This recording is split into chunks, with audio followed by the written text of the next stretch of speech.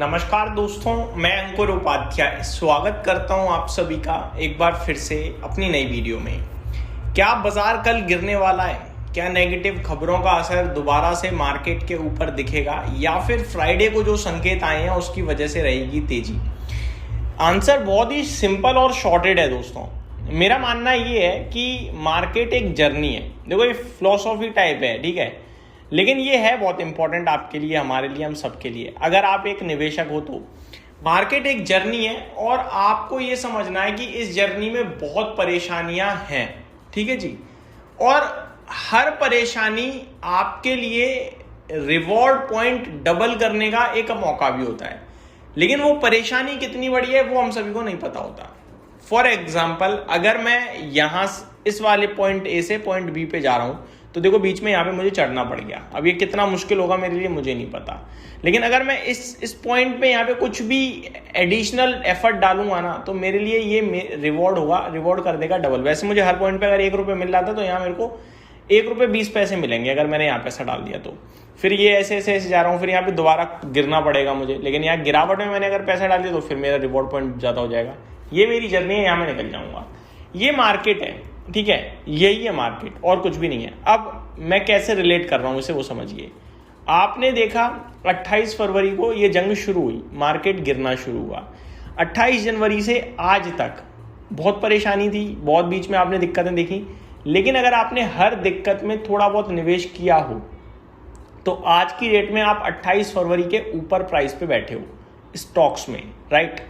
अगर 28 फरवरी को किसी का ₹100 था तो बीच में हुआ होगा 80 भी हो सकता है, 75 भी हुआ हो। अगर उस 80-75 में किसी ने डाला तो आज डेफिनेटली वो 100 वाला ऑटोमेटिकली 101 या 102 होगा और 75 वाला 102 हो चुका है। ये फर्क होता है, बस समझ गए आप। ये ₹27 सीधे सीधे आपके 30% जो बन गया ना एडिशनल, जो आपने वहां डाल दिया, वो मौका हो गया था और यहाँ पे आपका इक्वल ही हो गया, या थोड़ा ऊपर ही आ गया, नीचे नहीं है। अब कल गिर भी सकता है, नहीं भी गिर सकता है, बढ़ भी सकता है, लेकिन मेरा व्यू क्लियर है, मेरा लंबा है, मेरा 2 साल 3 साल या 5 साल के लिए है। तो भैया मेरे को अगर कल गिर जाएगा तो डरना घबराना थोड़ी है। ऐसे तो बहुत गिरेंगे, बहुत बार गिरावट होगी, कभी हमें पता होगा कि कल गिरने वाला है, कभी हमें नहीं भी पता होगा। तो ये जर्नी है, इसको आपको एज अ इन्वेस्टमेंट लेना है तो फिर हर गिरावट मौका है। अब मैं, ये तो गई फिलॉसफी, इसे छोड़ते हैं। अब मैं डायरेक्ट आपके साथ बात करता हूँ कल क्या होगा। कल दोस्तों गिरावट के चांसेस हैं, लेकिन मेरे को लगता है तेजी होगी, क्योंकि जो खबर मार्केट में कि स्ट्रेट ऑफ हॉर्मुज दोबारा से चालू कर दिया, अरे हमने तो उस पर रिएक्ट, मैं सिंपल बताता हूं क्यों गिरेगा बाजार। आप कह रहे हो स्ट्रेट ऑफ हॉर्मुज दोबारा से ब्लॉक कर रहा है ईरान। फ्राइडे 3:30 बजे तक क्या स्ट्रेट ऑफ हॉर्मुज ओपन था? नहीं था भाई। तो फिर हमारे लिए तो फ्राइडे को भी ओपन ब्लॉक था, कल भी ब्लॉक है, तो हम क्यों गिरे हम? जो तेजी, जिस जगह तेजी हुई है वो गिरेगा ना वापस। मेरे को मान के चलो कुछ, मेरे को फ्राइडे मैंने नॉर्मल था, अचानक मेरा मार्केट बंद हो गया 3:30, शाम को मुझे कुछ भी नहीं हुआ, लेकिन और कंट्रीज जो शाम को बाजार जिनका ओपन हुआ उन्हें अचानक से रुपए पड़े मिल गए। अब पता चला वो खुश हैं। और शनिवार जब बाजार बंद था तो पता चला भैया जिसे रुपए पड़े मिले हैं उससे वापस लिए जाएंगे। अरे मेरे को तो पड़े ही नहीं मिले तो मैं क्यों टेंशन लूं, जिसे मिले उससे ले लो। तो अमेरिका का बाजार गिरना चाहिए, यूरोप का बाजार गिरना चाहिए, कच्चा तेल जितना गिरा उतना वापस करवा दो। हम क्यों गिरे? हमारे लिए तो स्टिल सेम है ना। सिंपल लॉजिक है भाई, इससे सिंपल मैं नहीं बता पाऊंगा आपको। तो जब हमारा फायदा ही नहीं हुआ स्ट्रेट ऑफ हॉर्मुज के ओपन होने से, तो बंद होने से नुकसान क्यों होगा? क्योंकि हमारे बाजार जब खुले थे तब तो ये स्ट्रेट ऑफ हॉर्मुज पूरी तरीके से ओपन कर रहा है ईरान, ये खबर ही नहीं आई थी। ये खबर शाम को 5 बजे 6 बजे आई है तो अमेरिका का बाजार रॉकेट हो गया। अब खबर है कि स्ट्रेट ऑफ हॉर्मुज दोबारा से बंद कर रहे हैं तो अमेरिका गिरा दो, हम क्यों गिरे, राइट।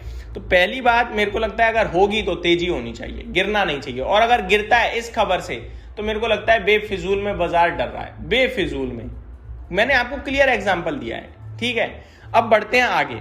अब मैं अपना बताता हूं कि मेरा दिमाग क्या कह रहा है। मेरा दिमाग कह रहा है कि गिफ्ट निफ्टी जितना ऊपर दिखा रहा है उतना नहीं, 50% ऊपर जाना चाहिए बाजार, क्योंकि चीजें तो पॉजिटिव ही हैं भैया। नेगेटिव क्या है? नेगेटिव है DIs के फ्लोज, वो बेच रहे हैं, वो खरीद भी तो बहुत चुके हैं, अब थोड़ा बहुत कमा ले रहे हैं, क्या बुरी बात है उसमें?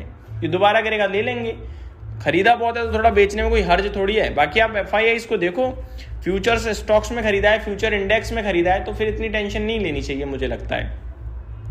ये हो गया मार्केट के ऊपर पूरा मेरी तरफ से मेरा व्यू, मेरा ओपिनियन। ठीक है दोस्तों, अब आगे स्टॉक स्पेसिफिक। सबसे पहले रिजल्ट्स, ICICI बैंक के नंबर्स को मैं थम्स अप दूंगा, HDFC बैंक के नंबर्स को मैं न्यूट्रल कहूंगा, यस बैंक के नंबर स्लाइटली ठीक ठीक ही लग रहे हैं मुझे, कोई दिक्कत नहीं दिख रही है। नेटवर्क 18 मेरे को ना इसके मुनाफे में दिक्कत जरूर दिख रही है, लेकिन बाकी पैरामीटर्स पे अच्छी लग रहे हैं। आगे जियो फाइनेंशियल के नंबर अगर आप डिटेल में पढ़ोगे तो नंबर खराब नहीं लगेंगे, लेकिन ऊपर ऊपर से देखोगे नंबर वीक लग सकते हैं। मास्टेक के नंबर्स में मेरे को कुछ मजा नहीं आया, बाकी तो नंबर्स आए नहीं है, कोई कल आने हैं, बाकी रिजल्ट जो भी आने हैं तो कल का कल देख लेंगे। बट कल के लिए रिजल्ट कैलेंडर मैं आपके साथ जरूर शेयर करना चाहूंगा। एक Groww, bank of Maharashtra, PNB housing, SML Mahindra, Indo solar, Ugro capital, Navkar corporation, Nelco, PNB gilts, Axita cotton, ये कुछ बड़े नाम हैं जिनके कल के सेशन में रिजल्ट्स आते हुए दिखेंगे।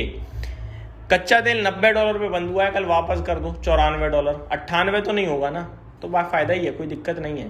बाकी कल का कल देखेंगे। वेंसडे तक का प्रेसिडेंट ट्रम्प का ईरान के लिए अल्टीमेटम है, उसके बाद मुझे लगता है या तो टाइमलाइन बढ़ाई जाएगी या सीज फायर बढ़ जाएगा या डील आएगी। अब लड़ाई मुझे बहुत मुश्किल दिख रही है दोस्तों। तो ये मेरी तरफ से अपडेट थी। Thank you so much for watching this video. Good night guys.